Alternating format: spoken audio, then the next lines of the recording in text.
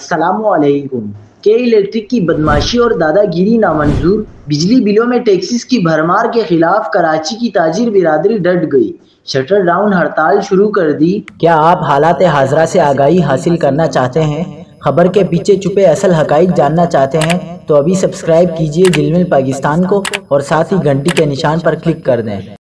آپ کو بتاتے چلیں کہ کراچی میں بجلی بلوں میں اضافے کے خلاف تاجر برادری ڈٹ گئی، علامتی شٹر ڈاؤن ہڑتال شروع کر دی۔ کراچی میں Zainab market, international shopping centre, Victoria centre, Madina city mall, Rio centre سمیت کئی مارکیٹس بند۔ تاجروں نے دکانوں کو تالے لگا دیے، کئی الیکٹرک کو لگام دینے کا مطالبہ کر دیا۔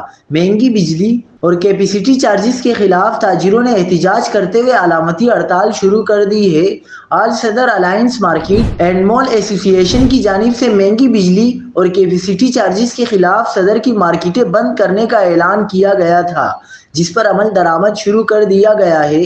تاجروں نے مارکیٹوں میں 3 گھنٹے کی علامتی ہڑتال کی۔